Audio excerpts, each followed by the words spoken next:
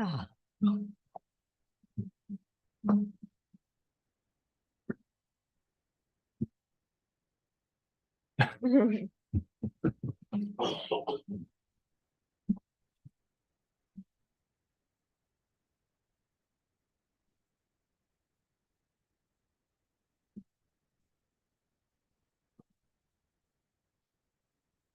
Good evening. I'm going to call this meeting to order, the Lexington Planning Commission on November 9th at 5 p.m.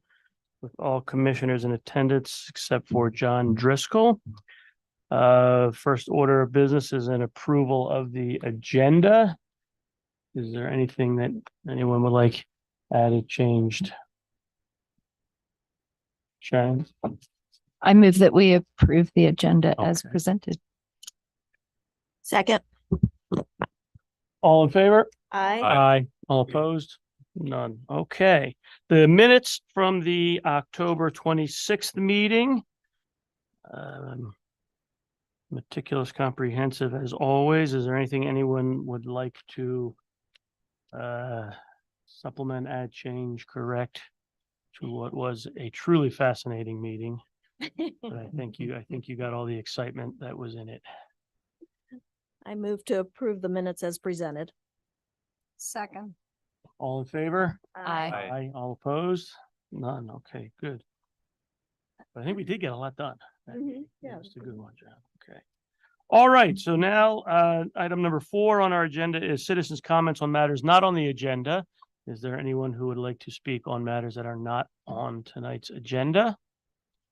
Seeing no rush to the forefront here, we will close that window and move on to our first and only order of new business. PUD 2023-05, which is an application by Max Mark Homes and Weatherburn Holdings LLC to amend the planned unit development for Weatherburn subdivision located at the intersection of Thornhill Road and Chamberlain Loop. And we'll start with a staff report from Arnie. Good evening to you all. This is a request to return lot 21 to the PUD lot configuration as it existed prior to August 23rd.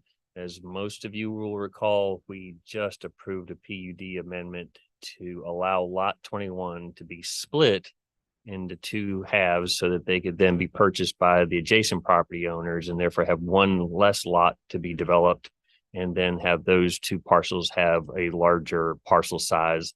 And to complicate it a little bit, the little wedge of open space that's in the back just shifted a little bit. Apparently there was not a failing, but an agreement didn't go through for one of the property owners to purchase. So the request now is to return it back to the way it was before we did the last amendment. So lot 21 comes back in the full lot configuration. It will be beside lot 20. The open space wedge goes back a little bit to where it was before. So that is the request for you this evening, to put it back the way it was prior to August. And there is a little bit of an inconsistency currently because we approved the PUD, but the preliminary subdivision or the final plat was never submitted. So the plat that we still have has lot 21. So it's preferable if we can go back and put lot 21 back into existence as is being requested tonight, so that it would then be consistent with the plat that's already been recorded. Happy to answer any questions. Is the owner of the lot required to build on it? No, And we don't have, in the PUD itself, the original one, it doesn't say you have to build a certain number of houses. no, it's only, if I remember correctly, it's only talking about the number of lots with the presumption that, houses or Okay. dwellings would be placed on it, but we are always counting lots and not dwellings. Okay. Any other questions for Arnie? Is it a buildable lot? It looks awfully small. I mean, I know it's in this, it is buildable. The PUD is that mechanism that allows for adjustments to what our lot sizes are and setbacks and all of those things. So the PUD that was approved many moons ago allowed that configuration. So yes, those lots are smaller. They only have 10-foot front yard setbacks, 5-foot side yard setbacks, but that was all approved back in the day with the PUD. Yeah. So in theory, it is buildable. It's just a little bit made more difficult because of the way the topography goes and because of the retaining wall that is partially already existing on lot 21. And does that retaining wall impact this process at all? I mean, there's a retaining wall that's owned by, I don't know who. I'm not sure either. I have a presumption that may be incorrect, that it's part of the ownership of the entire open space, but it may not be, and Pearson might be able to answer that question for us. But it's just about anything can be built if it's engineered. So just because there's a retaining wall there that inadvertently was placed partially on lot 21 way back when does not mean that lot 21 is not buildable. It's just harder. Okay. And my recollection is for the original PUD that once construction was complete, they were required to make that road one way. Is that correct? That is part of the site plan that was approved back when, yes. So we do not have to wait for them to build on that lot for them to go ahead and make it one way. That could have been one way signed much earlier than it has been. Currently, there are no signs out there that require it to be one way. But yes, that is part of the approval for the subdivision in the site plan. It included the stop sign on the way out, as well as 2 do not enter signs, and on the way in, a one-way, actually 2 one-way signs, so that you could see it from each direction. So those signs, in my opinion, should have already been installed.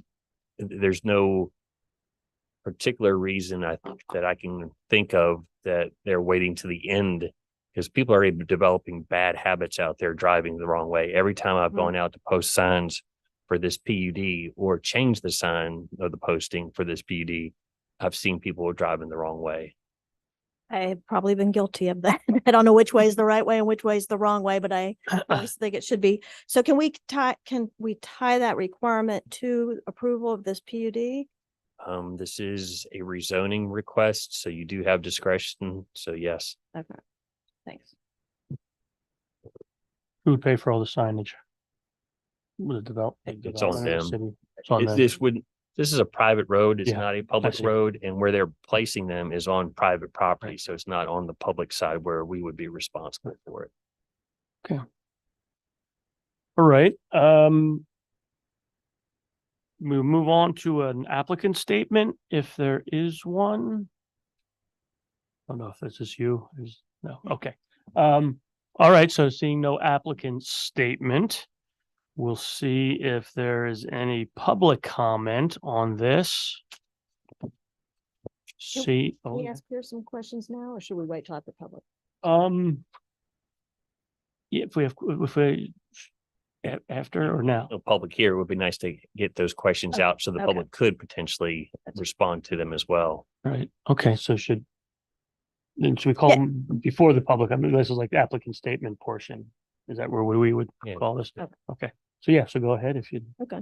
Yeah, Pearson, I was going to ask, do you know if Max is putting up the one-way signs?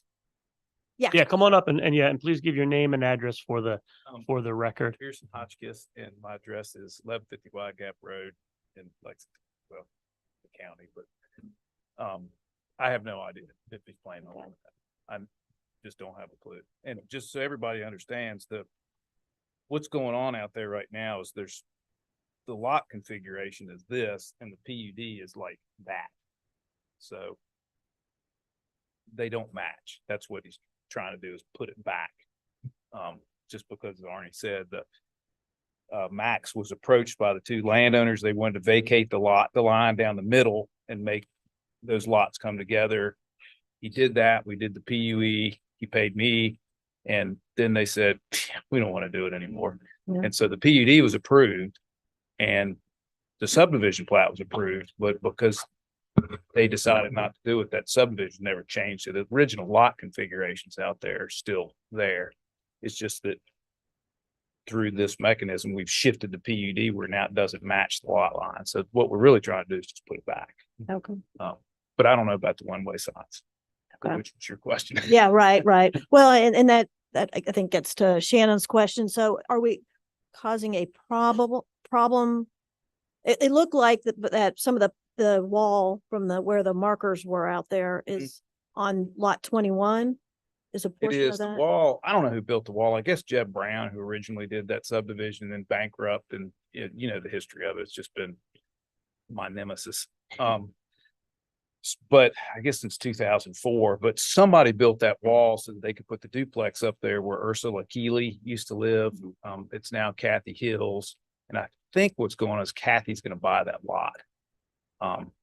But the wall, you know, part of it's in the open space and part of it is on lot 21 and part of it's holding up her duplex. So, Yeah.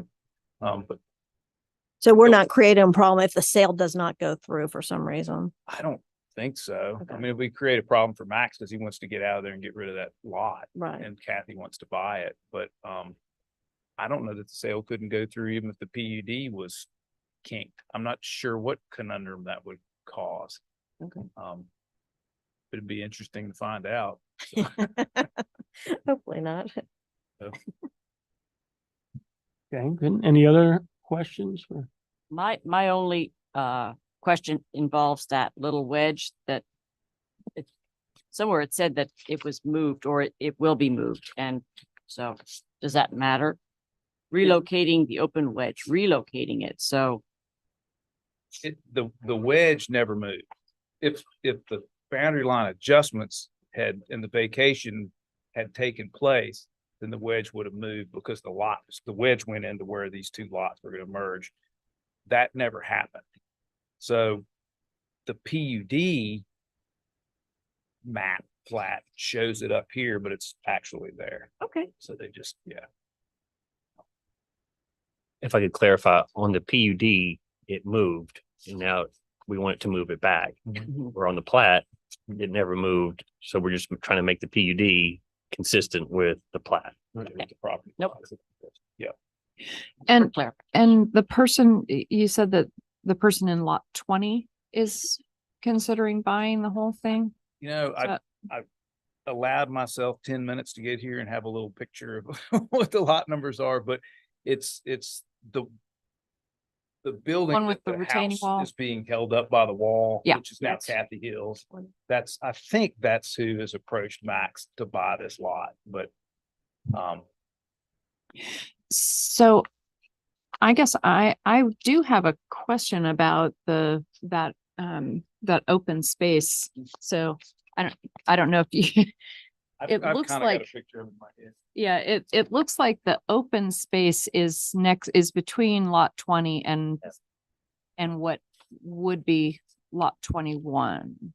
It is, and And so I guess I wonder if the person who buys lot 20 then also buys this newly or the going back to the original 21,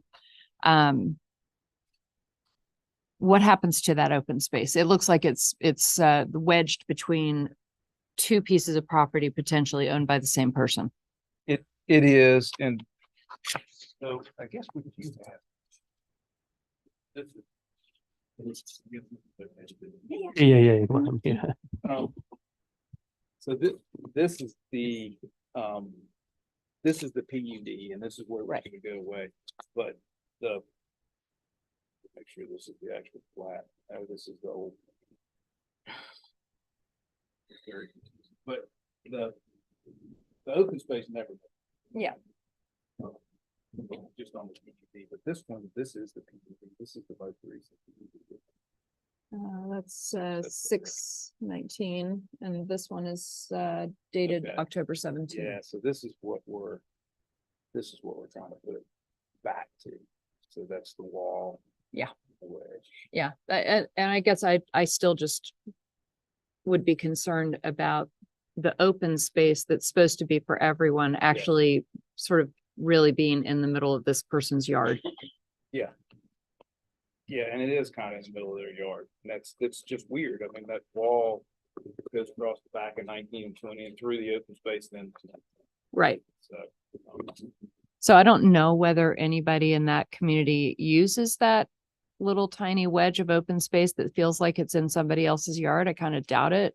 But it does seem a little bit unfair to the other folks in that community to have something that's considered open space actually being like literally in between two pieces of property owned by the same person. I don't know how we would address that, whether there would be some way of shifting that open space to somewhere else that people might actually be able to use it. I don't know. I would suggest that that's more of a homeowners association Okay. issue than it is necessarily ours. This configuration, not the most recent one, but the original one, was something that we approved. And it's not for us to enforce this odd wall. It's really a homeowners association open space issue that they need to address if they even want to address it. If there's the desire for that, because I think, as you pointed out in the last meeting, there's some limitations on even accessing the backsides of Yep. this. But that's, again, I would consult you to say that it's really a homeowners association issue, than more so than it is our issue. We're just being asked to consider putting the PUD back in alignment with an already existing plat. But I guess the plan was approved with the assumption that lot 21 was going to be built. In which case, a little piece of open space between two buildings would be more appropriate than. So I don't know. It feels a little bit like it's on us to consider that, but maybe I'm out there. I don't know. Well, the other thing is if we don't approve the PUD amendment, I have no idea what effect that would have on the sale of the lot because it exists like it exists. Mhm. So I don't want to find out, but I Yeah. think you're right. My presumption is the plat is the plat. And just because we have a requirement in the PUD that says the plan shown in the PUD there's no perhaps mechanism to keep that lot from being sold. So I think you're probably right. There'll just be a disjointed PUD that isn't in alignment. It wouldn't match the land. Right. Which is not great. I get that. And Leslie, you said that the original PUD was premised on having this street be a one way only after everything was built. Is that? I don't know. I assume it was The- at the end of construction. We recently had an inquiry from the homeowners association, or at least from the director of the homeowners association or president, asking pretty much that question.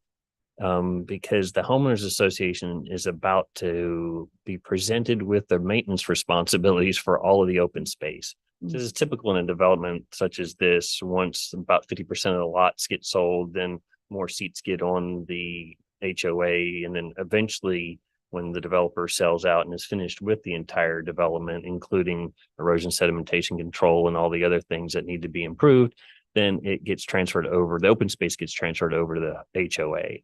So because they had heard because not everybody there is original.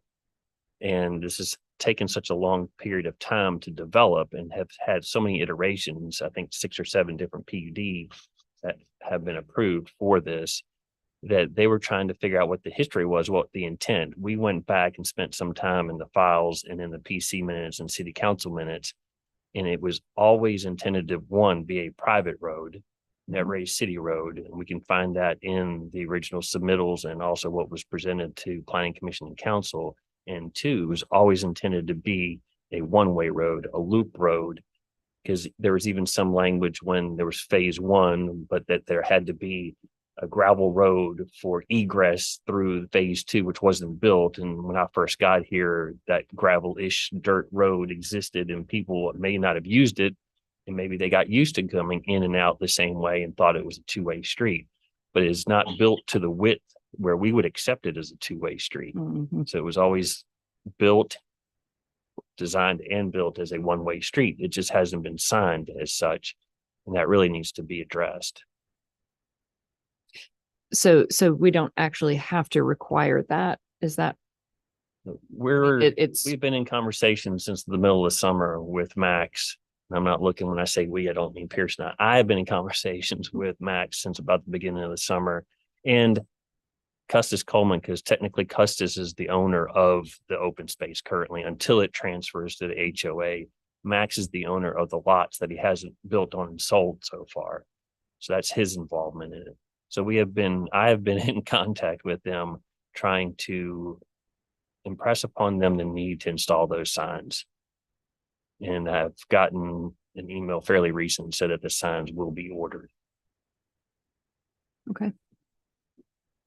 And it is a safety issue because the Yeah. fire trucks Yeah. can't get through. Yeah, I'm You know, sure. There's two-way Is traffic. there any place, is there anything in writing that you said that it has to be done? It's on the site plan, the approved site plan. So it's up to staff to enforce what was approved. But it must be one way when? After all construction or a certain amount of It doesn't time? actually say when. The presumption, in my opinion, is from day one. Right. When there was phase one and there were a few houses, there's not that much traffic, then it's easy to go in and out and not have to drive your car across the bumpy gravel dirt road thing that kind of lets you out, even though it was available. But over time, when that street was completed in phase two, and that's only been in the last few years, it's not like that's been there forever. So now is it should have already been done, in my opinion, but now is a great time to make sure that it meets the site plan. And does it help? It doesn't confuse things if we make it a requirement that it meets all the requirements of the site plan, including the street be one way before this is approved? It may help reinforce that need. But I would recommend that we not approve this unless, you know, we include the language that the one-way street signs and stop signs be installed. Okay, so let's, if there are no more questions for Pearson, we'll thank him and wait around and see what goes on here. Then we'll see if there's any public comment. We'll open that up. Don't see any. We'll close that. Now we'll discuss. And if someone would like to make a motion, we can do that at this point. Leslie, are you working on that? Yeah, try. Okay. And I'm Good. not very good at wordsmithing.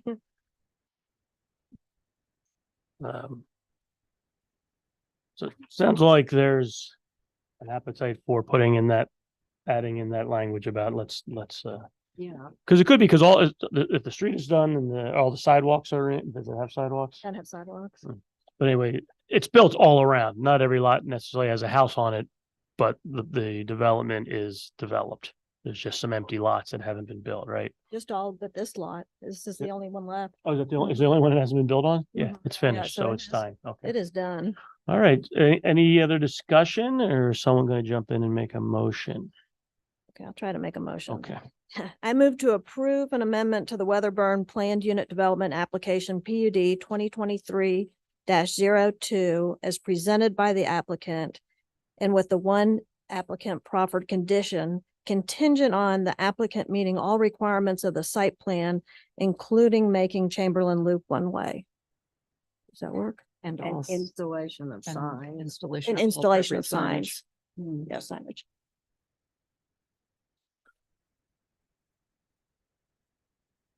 Is that a motion that? Is that a motion?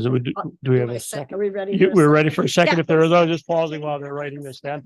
Okay, we got a motion and a second, and we're making sure we've got that written down. Okay, good. Motion and second. Is there any further conversation or discussion on this? Would you mind reading that back, Kate? Yeah. I move Oh. Just the last bit after the proffered condition. Well, I didn't get every single word, but contingent upon all of the requirements of the site plan being met, including making Chamberlain Loop one way and the installation of stop signs. Actually, installation of all appropriate signage. Does that sound right? Mhm.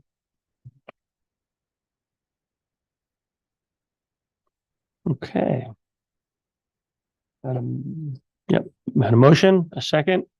No further discussion? Oh, wait, so Arnie, that sounds good to you? Yes. Okay. And do we need another second because we altered it a little bit?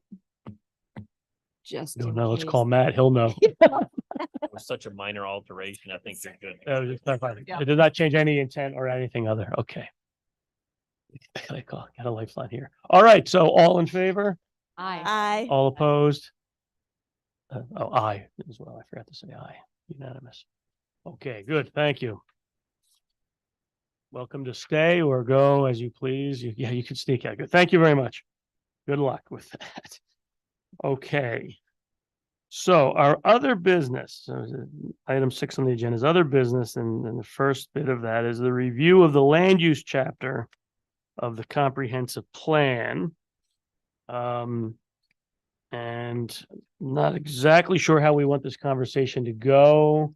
You all have seen, I hope at least when you got in here this evening, John Driscoll had sent a document as a kind of his vision of a framework for talking about this.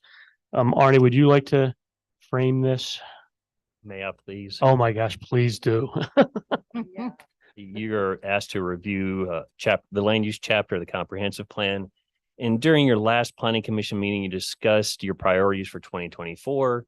And it was generally decided that over the next year, staff would develop a comp plan amendment to correct the boundary of the South Main Street opportunity area that mistakenly included parts of the residences along one half or one side of Maple Lane. The second thing we committed to was developing an amendment to the subdivision ordinance to allow simple boundary line adjustments and the vacation of boundary lines, and to make those administrative as opposed to having to go through the public hearing process. We also committed to further developing a list of zoning text amendments from the hot file, as we call it, that were you all quickly reviewed during the last meeting, and to begin a zoning text amendment for the development of use and design standards for cottage housing if Max doesn't submit his own application for that text amendment. And while you further consider additional priorities, it may be helpful, particularly for you newer members, to understand what the assigned duties of the Planning Commission are in your bylaws, which we may not have provided to all of the newer members. And my apologies if we didn't.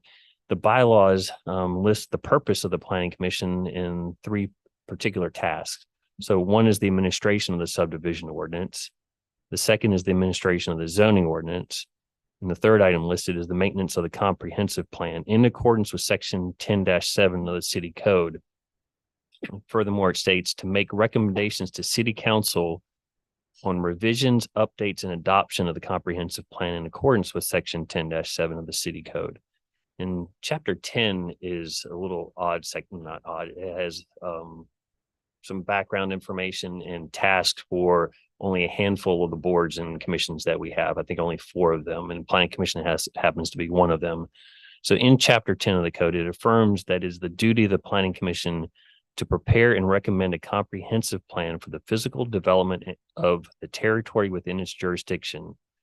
And this code section provides additional direction regarding how the comp plan should be prepared and what elements should be included. It tells you can make plans and do studies, and then tells you what chapters or elements should be included in the comprehensive plan document. So sorry if I keep saying comp plan, I mean comprehensive plan.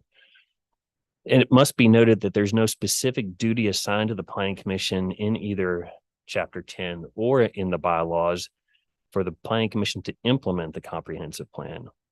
And furthermore, only the city manager can assign projects to staff. And I have to be careful as I'm going through this portion of the conversation or discussion to not overcommit what we can potentially do as staff, considering the 4 things that I've already mentioned that we have already committed to doing. So anything really above and beyond that, I need to confer with the city manager if we need to do more than what we've already talked about. So that just sort of maybe provides a little bit of a framework for this discussion. Also for perhaps the newer members, and sorry for keep saying that, but we have a deadline of Tuesday at 4 o'clock for anything to get submitted. So that provides you with enough time so you may, on occasion, not every meeting, but on occasion, receive emails Tuesday afternoon for further consideration prior to this meeting on Thursday. And that's what happened. And we have that submittal that you all have. And I think we've provided that to you at your desk this evening as well. So you have copies of that, and John's email is the top part of that. And then he's providing you and Shannon, because Shannon was part of the review and made comments to this as well. I keep saying John, but the both of you. So a way to review the strategies in the land use chapter in particular, breaking it down into the different elements, and then going through and talking about major accomplishments and items for further consideration. And that's all I have. It's very helpful. Okay. And a good review for if you weren't here at the last meeting to kind of know what we were up to. So that's good. So with that being said, how would anyone like to proceed? Shannon, would you maybe want to kind of take us Sure. through this or give us an idea of So, sure, I'm happy to.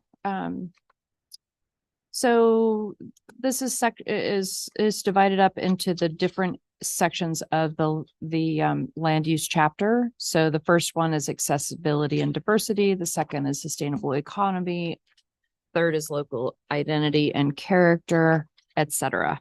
And then so John went through and looked at he just sort of listed the major accomplishments, and then these items for consideration are sort of looking at so I'm just looking at page 1, so accessibility and diversity. And so this accomplishments is what's already been done. Yay us, yay city. And then for consideration is looking at this and saying, okay, what have we already, what do we have in place that we might want to take a look at and see if we can, rather than just plan, like, oh, wouldn't this be great? Let's plan out the way this house is designed, for example, and then you never build it.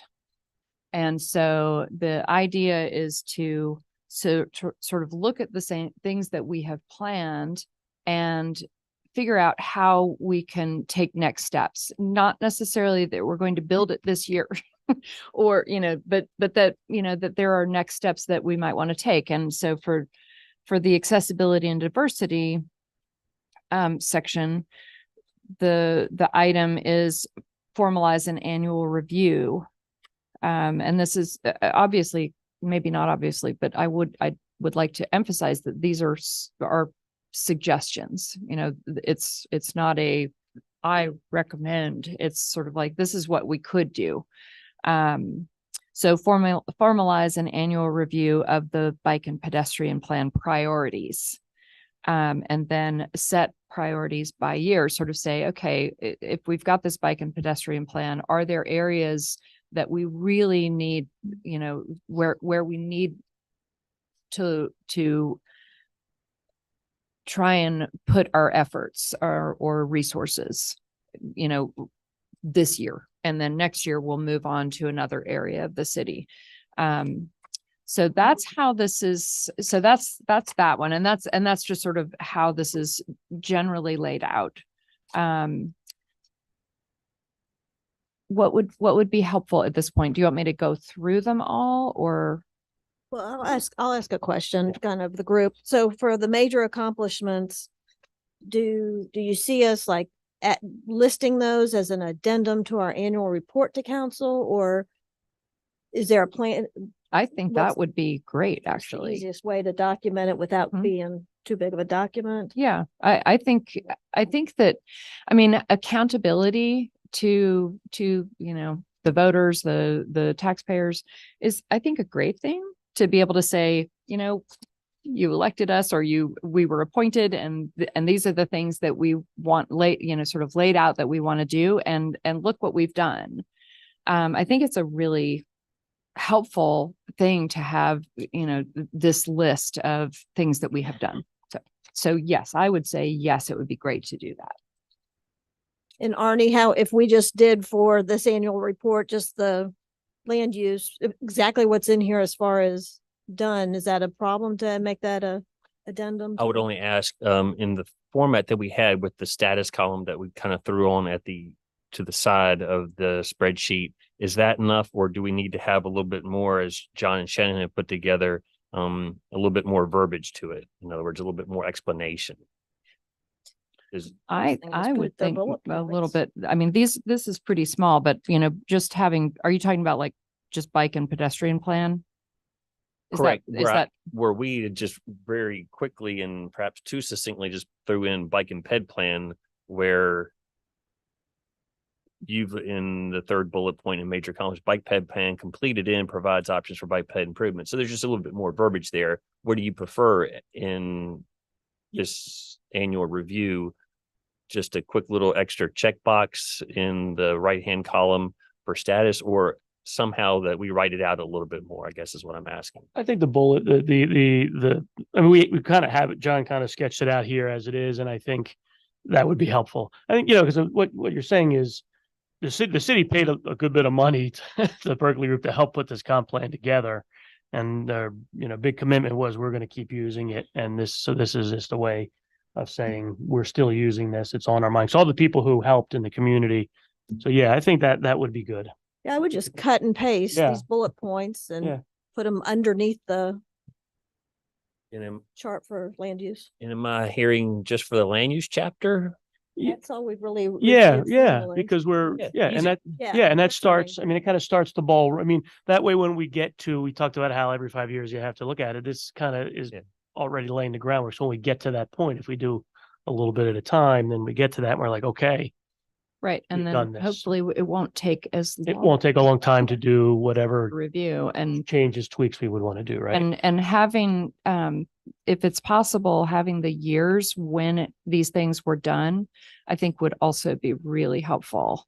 Just sort of in terms of keeping track of when we addressed it and so on. Easy enough to do. And if we're gonna look through every chapter, sort of in order, then I assume that, either John or some, group Right. of us, Take turns, kind of, yeah, we'll keep doing this kind of review. And then if you all know of other additional things that have been done that are not on the list, I would say that would.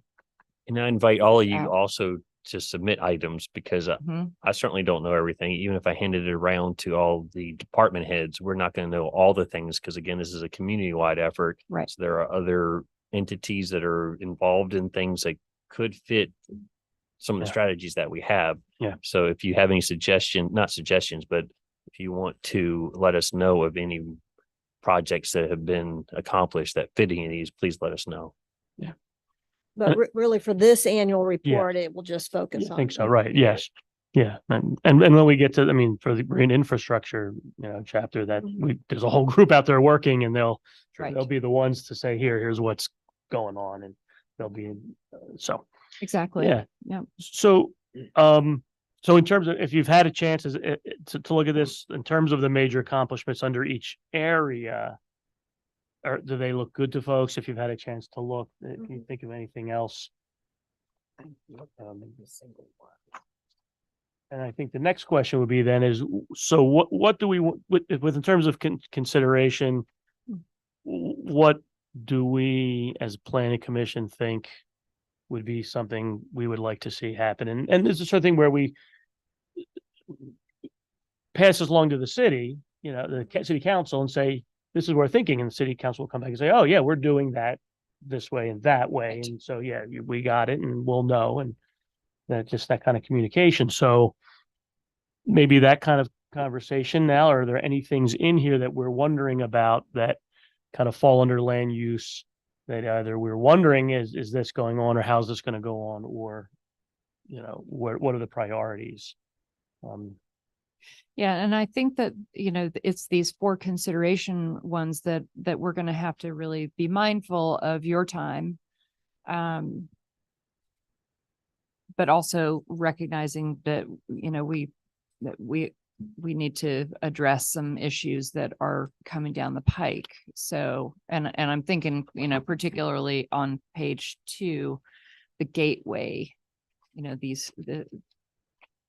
so let's see, it's land use 2.2, promote the economic vitality of commercial centers through the coordination of public and private sector investments. Sorry, that's probably not the right one. Okay. Hang on. Are you talking about basically doing the small area plan for this? Well, so I guess it's a, you know, is it a small area plan or is it a, is that what you would call the gateway? Like if we had a gateway plan, I know that they did this one where whenever that was that they did it, for the Nelson Street entrance corridor. So is that a small area plan? I don't know enough about what it was other than my predecessor having some money, both grant and from general fund presumably, to pay for and cajole property owners into reducing their signage. Yeah. And paying for, $5,000 to $10,000 for each sign. So I think that was an effort. I wouldn't call that a plan because it was never codified. That's what we ran into at the Right. last meeting. It wasn't codified. Yeah. And then that also included landscaping, I believe, and maybe some walkways, sidewalks. But since it wasn't really codified in any certain way, it wasn't really a plan. But I do think, if I'm understanding correctly, sort of what I've read here in multiple times, it references this idea to do additional planning, whatever we want to call it, for that South Main Street area that includes all of the C2 zoning district, which is that opportunity area. And we called it several different things because of the potential for redevelopment there. We're seeing it with the VDOT property. So do we want to put some more effort into that? My only recommendation or maybe hesitation is I don't have the design skills for that. In other words, if you want to see, okay, if we require a 5-foot sidewalk along this side of the building or this side of the property and here and there, and if we have extra landscaping, and depending on what level of effort you want, not just from us, but for the sort of design and public input, you may be needing to request city council for additional resources for a design firm to help with that effort. Again, it kind of depends on what level Yeah. planning effort that you're intending. So one question that I would have, so I would say it's not, I guess I would wonder whether we want to just do that one area or whether, so the comp plan identifies four, they're four entrance corridor areas, right? So north and south north and south Main, and then east and west Nelson Street. So I guess I would say, wouldn't we want something that would apply to all four of those areas rather than just focusing on one? So that would be one thing. And then also is there any, could we get assistance from the Central Shenandoah Planning District Commission? Do they have resources that I don't know. From what I understand, they have on-call consultants, but those aren't free. So Mhm. we would still have to figure out how to pay. And I'm not aware of any sort of planning grants for that type of work. Now, I was on the Virginia Planning Association's website recently, and they had some sort of loose language that we could potentially apply to them and to see if they would have any planning funding for this type of project. A small area plan per se wasn't listed as one of the things, but that's a possibility that we could look into. I guess I'm kind of confused on what we're looking for. So reading what was listed here, it was the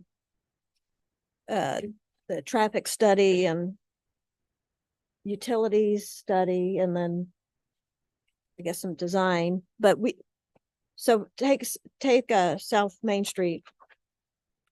Are there enough, my understanding from how you explained it before, that there are enough new people going to be in the area that it will require a traffic study in that area, or not necessarily? Oh my, now you're gonna make me think. When we looked at the PM peak hour trips for Spotswood, that didn't come anywhere close. It was about a third of the requirement to even for the threshold to think about having a and I cannot remember what the numbers were, and I cannot translate that now into either 150 or 200 apartments that we're expecting along in Yeah. VDOT. So that was like 62 and now, so even then at triple that, it was still sort of on the line. So Then we may they not already- have, yeah. have Yeah. to do one. I guess I'm, I'm not seeing, understanding going ahead and doing a plan ahead of time till we really know what we're dealing with. I mean, to me, we do already regulate it through our first, our comprehensive plan, what it says about those areas, and then our zoning ordinances. And because we don't really own any other property there, I just don't see the value of doing a small area plan, of trying to design anymore. I mean, we've done some beautification stuff like putting in the rain gardens and throughout town and the entrance signage. And we have a sign plan that tourism helped put together. So I guess I would say that, so with 200 units, I believe that was the The number, max, yeah. plus the habitat houses that are going in across the way. Then you've got a school right there. And with, and I don't know how much this Spotswood property, but that's also a lot more traffic, right? I guess I would say that rather than waiting to see what we're dealing with, as you said, I think I would see the benefit of saying, okay, this is what they've been approved for. Let's figure out what we need to make sure that we have in place. And I'm not saying that we need to expand roads or anything. I'm just sort of saying there's that aspect of sort of I mean, that's what planning is, right? It's ahead of time. But I guess I would look at that and say that I would want to see what the potential impacts are of this. And in terms of a traffic study, I don't know that we would do a traffic study without knowing those numbers. So I'm not sure that that's it, but certainly utilities, we would want to know if we have the utility. Well, the city has done Right, that, right, right? right, Yeah, right. so. But I'm thinking more, and this may not be reflected in this, but I'm thinking more of a corridor plan or an entrance corridor overlay district, say, that would have sign requirements and would have, like what the buildings look like and, distances, special setbacks or not setbacks, or whether we have parking in the front or the back of the buildings, that sort of thing. So I would look at these 4 areas as potentially having an overlay district for each one of them that would We sort of have- guide the development a little bit. Yeah. Well, I mean, for 2 of them, we already have that with because they're in C2 for Nelson Street and in South Main Street. And then, so we have all the Entrance entrance corridor corridor. requirements. Yeah. How far, excuse me, on South Main, up to Maple Lane, is that considered More to the firehouse to the Econo Lodge, the firehouse to the, okay. and then back as far as the VDOT property, but not the school. I think what the question is that if VDOT gets built and if it's upwards of 200 units, and then I think we're anticipating that that area will become desirable for some commercial development and so forth. And the question is, how are we going to plan for that? In other words, will what we have in place in terms of entrance corridor regulations, will that be enough to make sure that if it develops kind of in an orderly and uniform way that provides that's the question, I think, right? How are we going to ensure that, and do we think so? That's one question. And the other, I think maybe, Shannon, I'm wondering also in terms of the real detailed sort of studies and designs take money and time. Are you also thinking maybe, I was looking at the under citizen engagement, the the 4.2 structure meaningful, or engage the community. How is it? The 4.2 strategies engage the community to identify development goals for opportunity areas and assess the need.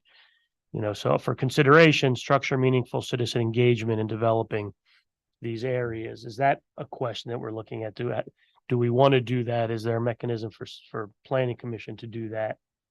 Or is that opening a can of worms and say, well, what are we talking about? Because we don't have anybody coming forward yet. Right. So it kind of comes in, I think the two things I'm thinking of here, do they, is what we have enough already in terms of zoning? I guess that's one question. And then the other is in what way do we want community input to say when people do come in for potential development, what do we want to tell them? What are we going to say? This is what we're looking for, given that we have this new fairly large for us development. Does that make sense? Like, Yeah. So, And we have our built-in public comment, and we did, for VDOT, we did have a community forum mhm, ahead of time, and most people wanted it for open space is what we always hear. But Right. the people acknowledged there was a need for housing. Right.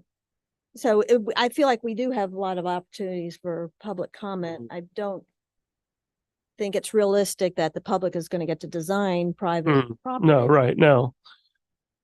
If I'm hearing correctly, I think there may be a desire for sort of unifying elements along the corridor. Yeah. And I'm going to pick on East Nelson and South Main Street more because North Main, other than what we hope to finally get one day in that project, there's not really much else that can go on there. And pretty much the same thing out west at Nelson. That is sort of what it is. And I'm not sure there's much redevelopment. Yeah. So I would recommend perhaps if we were trying to have unifying elements that tie these entrance corridors together a little bit better, because what we have right now, as far as design guidelines, if you want to call them that, in the entrance corridor overlay are pretty sparse. I mean, there's not a lot of meat to those. So one potential tactic would be to go in and further develop those. We've already committed to going out and taking the tape measure and measuring the monument signs that are both on both corridors, so that we can codify what was actually done years ago when the signs were reduced in size from great big ugly pole signs down to much nicer to scale monument signs. So do we do that as one particular path so that we can then have those more robust design guidelines in place for when, particularly South Main Street, when some of that redevelops? So that's one potential path, because I am a little bit worried when we're going to do traffic studies and we're going to go and look at the entire sewer system and water system and all the other utilities, because even if we looked at what the zoning allows, I'm not sure we're ever going to have the capacity for everything that the zoning allows. And to further elaborate on that, let's say in C2, we did allow apartments through PDMU, so you could theoretically say that all the properties over there are going to can be rezoned to PDMU. So therefore they allow apartments at this density. So you're going to have 10,000 units at however many gallons per day. And then we're never going to have enough capacity for that. So while it may be academically interesting to know how much that would generate, I think because our system is already there, it will need spot improvements for the most part. It's never going to need a complete new system from there all the way down to the treatment plant. So I'm not sure that there's enough value in doing all of those studies necessarily for an area that's going to redevelop probably slowly over time. Also to just sort of reinforce what we already have. When VDOT comes in, it's most likely going to be a PDMU. Public hearing process, you have more flexibility in that. They're going to show you more upfront than you would in a typical or traditional rezoning. They are required, I think, to put in a 5-foot sidewalk in the contract. I think that's something that we wanted them to do, and hopefully that stayed in, because we know we want to start piecing together the walking and biking infrastructure over there. Yep. To also add, we have the bike ped plan. I think there are 5 different projects in there. The first one prioritized. So those are already prioritized in the plan because that's how we went through the process. The first project to be prioritized is along Waddell all the way from South Main to Don Tequila's, not really to Don Tequila's, but to the backside of that Yeah. shopping Mhm. center. So that first leg or segment we have put in for a transportation alternatives program grant with VDOT. We haven't heard back from them. So That's great. we can hope for that. And then if it doesn't come through, then maybe we do ask council. But these are big amounts. I mean, I can't remember what we asked for, but they were in the hundreds of thousands just for that one segment along Waddell from South Main Street to Wallace Street. And we had to pull out the segment from Wallace Street to Houston Street because it was already over the allotment. And VDOT's being really picky on not having any projects ever in the future again go over budget, which I don't know how you do that, but they're being really worrisome about that. So just to maybe provide for you some of the ways that we can take care of, I think, of some of the issues that I'm hearing. But if it's a desire to be more unifying in that area, maybe we do just develop more robust design guidelines. I think certainly that would help. And yeah, I think that would help for sure. Having not just for signage though, for the buildings, for where parking, I assume, I don't know whether the street would be ever widened enough to have parking or whether it will stay exactly as is. I have no idea. But just sort of that sort of thing would, I think, be helpful. Is there a desire other than what we already have in the zoning ordinance? Is there also a desire to further sort of limit or encourage uses on private property? I'm not sure what you mean. You mean in the entrance corridor, or Sometimes corridor plans or small area plans think that this should be the arts and entertainment district, and then you sort of somehow incentivize arts and entertainment. So I don't know. I guess I'm asking, is what we have currently for use regulations in the zoning ordinance, C2 allows by right these things and conditionally these things and doesn't allow these other things. Is there a desire to further limit the uses on those properties? I think that's something that we would want to discuss. For me, it's what's in the public right of way, we have some control over. Mhm. And are we only talking about that, or we're also talking about perhaps further onto private property is my question. Well, wouldn't the uses, if we made it an arts district, Mhm. that's obviously Not the thing. not the thing, but an example. but that would be on private property. So I'm Right. not sure which. Right, I'm not saying that you can't do it. I'm just wondering, I'm trying to get an understanding of sort of the scope and what it is that that's desired. Right. Is it unifying elements in the public way that sort of tie these properties, maybe encourages cross connections, sidewalks, landscaping, signage to kind of tie it together? Or are we wanting to perhaps go a little bit further than that and figure out if this is the next district with these types of land uses as a focus? I would say definitely the first, and possibly the second, but I don't, I think it's at some level, the apartments, the VDOT property development and the habitat houses are going to, draw certain kinds of development. I would guess that there would probably be some, maybe a convenience store kind of thing. And, that would be walkable to those, or maybe restaurants. So I guess, it's very hard to say. I don't think we would want to limit it terribly. Like we wouldn't certainly want to make it an arts district, for example, right? Because that would be really challenging. But can we do everything within our current zoning, like in our entrance corridor, beef that up and address some of these concerns? I guess I still don't understand the benefit of a small area plan. I do understand having unifying features, which makes sense. And I think we can do that within our existing regulations.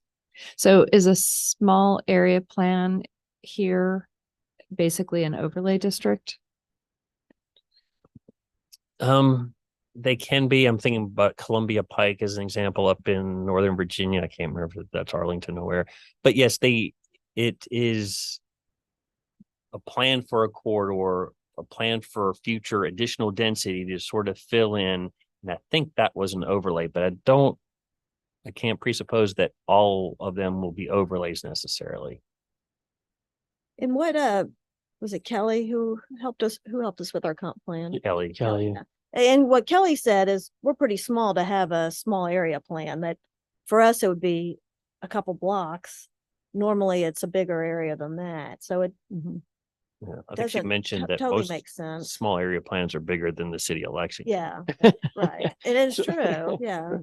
So I mean, I think one of the questions then, thinking about what we as a planning commission can do and what is within our, purview, is the design elements that you were talking about, and that came up when we were talking about the sign for Yeah. On Nelson Street, and I think that's something we probably do want to look at to make sure, because I think the things you listed earlier in terms of what we already have in place to help mitigate unwanted consequences, I think in a way, to me, it sounded like we already had done some good homework, because a lot of this stuff is things we worked on with doing the zoning update and doing the comp plan. And do we trust that we already have enough in these things? So when we did our what's PUD called now? PDMU, when we talked about, for instance, when John was very concerned, are we going to end up with overdevelopment? And we talked about, well, the guardrails there as well. No, if we don't have the infrastructure, we don't have the water, then that will limit that, because we're not going to, as you said, do an entire new. So do we have the guardrails in place? Do we trust the zoning that we worked really hard on over the past few years? And then something we can work on, which is the design standards and all the things you mentioned. I think that's sounded to me like what we could reasonably look at, and it will, and that will maybe touch some of these things that we have in here in terms of for consideration, and then that would excite public interest if we start talking about, what we want things to look like and what the signs and, potential developers and business will probably get that public input, and we'll then have to say, okay, let's make sure we get meaningful input and we Yeah. structure any sort of discussion with that.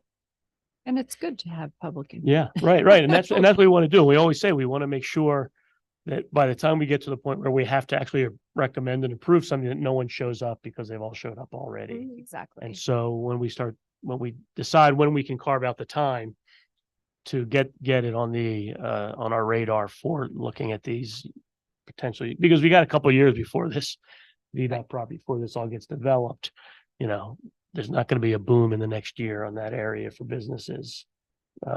When we will then think of a way to set up a process for that. But I think it sounds like I'm hearing that that's something we want to talk about, is the design standards for signs and all the other related things to make it a kind of unified. We'll get a taste of that in the zoning text amendments, the annual one that we're going to do soon with both corridors. Because again, we're going to go out and measure all the existing monument signs and then take pictures of them so that we can then formulate what guidelines we need for that. So that'll be sort of a kickoff. And then while we're in that, we can also start thinking ahead for when we do take that on as a project. It won't just be signs, and maybe landscaping and other unifying elements. Yeah. Sounds like a plan. So I do have a question about getting back to the utilities. Let's say let's say VDOT goes in, the water situation, sewer situation is fine. And then let's say, and this is, I don't mean to pick on anybody. All right, let's say the old Virginia House, Lexington restaurant, restaurant. yes, well, no, not the Lexington restaurant, the old Virginia House restaurant, which is where the ballet, I think, the, Oh, Oh. Yeah. Ooh, Oh, way back. yeah, okay. some, Raise your hand if you know what she's talking about. like a bigger You place. might be from Lexington, if. You might be. Yes, okay, Sorry. where the ballet is now, yeah. Where the ballets now. So let's say that that property decided to say, hey, we also want to put in an apartment building.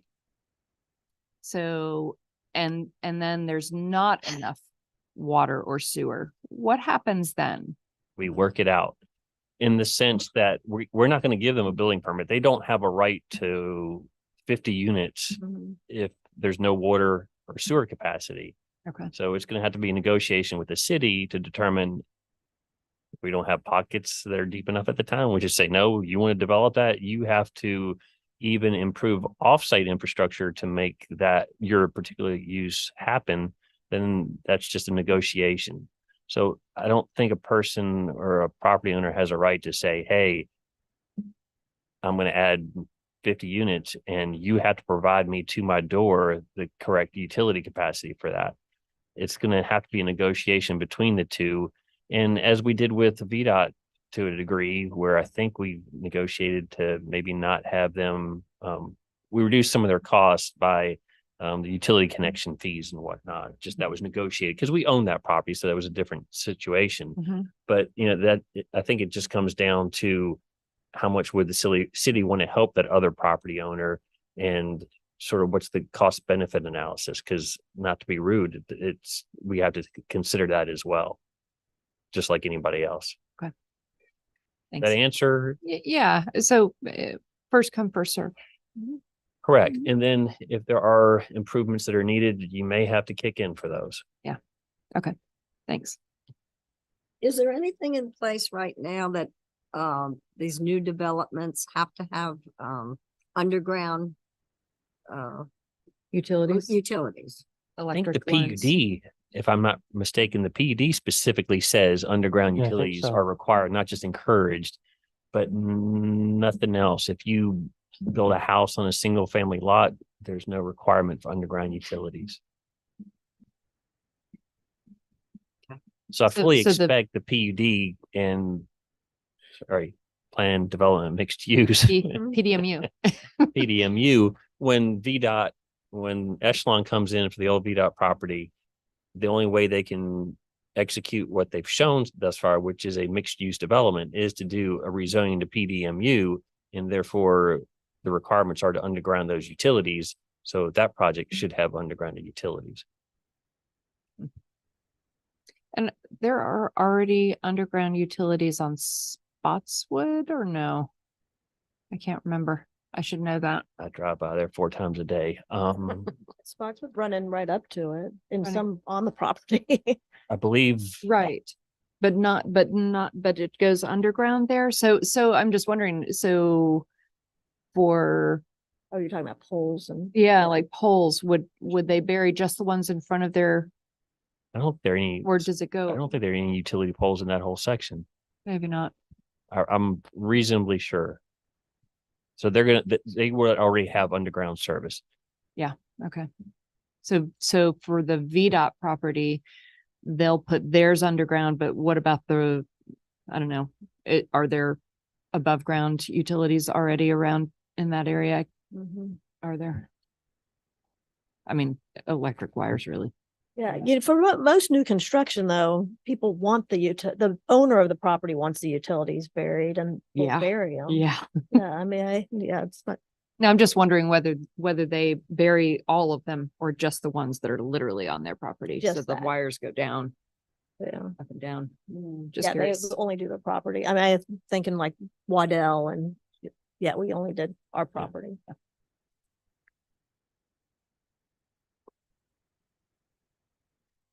So we're gonna put this on the list, I take it? On the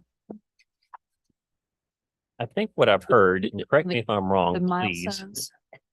for your annual report, and to further explain the annual report, at the end of every year, we put together a report that we provide to you for your review. And then at the first or second, typically the second meeting in January, the chair gets to provide that annual report to council because it is a requirement of your bylaws. That's the same for the architectural review board. and BZA at a minimum. So council gets those quick reports. They're mostly nice to the planning commission chair and the ARB chair and the board of zoning appeals chair. But in that, it's a quick review. We've held so many meetings. We've approved so many CUPs, so many other things, had a long discussion about a zoning text amendment. So those are things that are in 2 pages. Well, actually it's 1 page and then the chart of all the land use items that you've approved is sort of included. So that happens yearly because it is a requirement. So what I think I'm hearing is for that, or at least maybe for your next meeting, we go through and put together what has already been done for the most part for the land use chapter as far as items that have been accomplished. Mhm. So that can then be included in some form or fashion in the annual report. But I'm still a little bit, do you need additional discussion on what we've just spoken about as far as, I guess, what is the task, or are we just going to talk about unifying elements in the 2 entrance corridors? So a lot of information was provided. So I'm guessing what is the assignment, if any, for staff? I think it would be great if we could take this up next time with John here. Yeah, he'll want to weigh in. I think so, right? So we keep it on the agenda for the next time? Yeah. That would be great. Yeah. Yeah. We only have 1 entrance corridor public hearing for next time.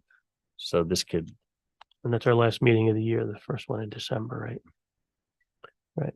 and correct, when I say next meeting, I don't mean in 2 weeks. I mean in December. Yeah, right. Right. Yeah. Because this is whatever kind of project task thought we want to do, it's fairly long term, right? It's not an immediate sort of thing. Unless you prioritize it different, we're going to follow what I laid out the Yeah. first time with those 4 other items, and Yeah. 2 of those are going to take some time.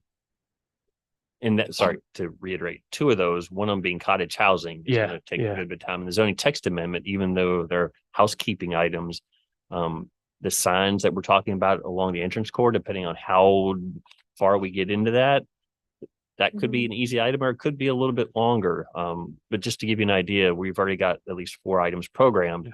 Yeah. And unless you tell us different about the priorities, we're going to follow that. Yeah. I think that, yeah. Sorry, those 4 items again are so cottage housing, and then what are the other ones? Opportunity area map, because it includes parts of Maple Lane, sort of incorrect. Well, Oh, the Yeah, map yes, amendment. map That's amendments. Straightforward. Subdivision ordinance amendment to hopefully allow boundary line adjustments and some lot vacations Mhm. to happen administratively. I might actually throw a little bit more into that one, but that kind of depends. And cottage housing. Then the 4th thing. 4th thing. So Sorry, Oh, what was that? the long list of items we went through last week, that all those Right, kind of- okay. Our next Oh, annual text the- amendment. Yeah. Batch Right, A. right, right. That's the house, the yeah, sort of Yeah, housekeeping. right. Yeah. So I think we're sticking with that game plan. And not in that order. I mean, it seems like some of these things are going to be easy to do relatively, and cottage housing is not. So I'm just wondering if maybe we could get the ones that are like quicker. Because we've Done. had requests and we've already started working on them, even though I haven't gotten them to city attorney yet.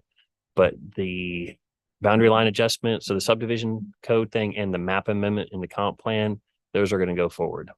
Right. So we're working on those. Those are going to go forward. For your first meeting in January, we committed to providing you a more in-depth update for those zoning text amendments that we Right. talked about last Yeah. meeting that we blew through, but you'll Yeah. get a more comprehensive sort of Right. impact Yeah. statement for each of those. And then depending on whether or not Max submits his application, we pick that up immediately and just sort of work that in, or then we choose when we pick up with cottage housing. Okay. Yep. Great. Thank you. Sounds like a plan. Yeah. Okay, good.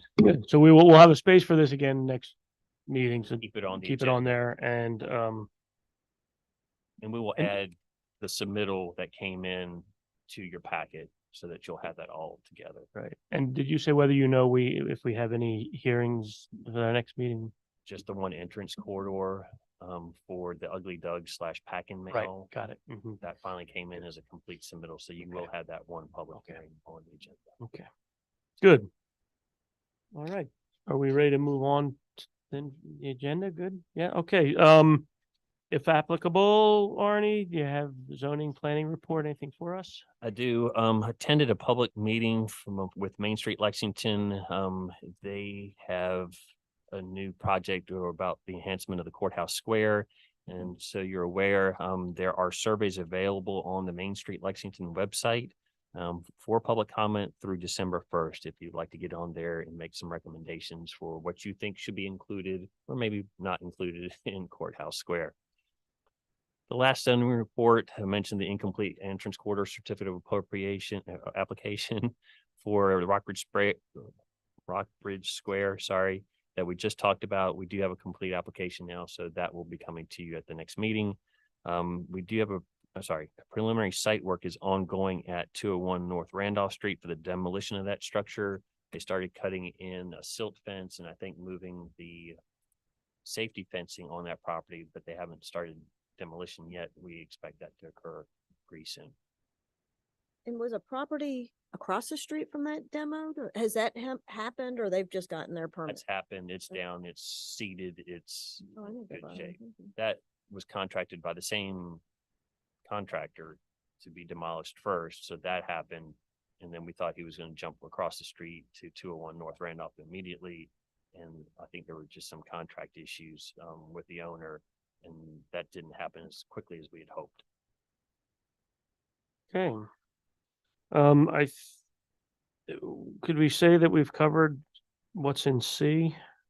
I don't know if there's anything else to say about what's in that section, right?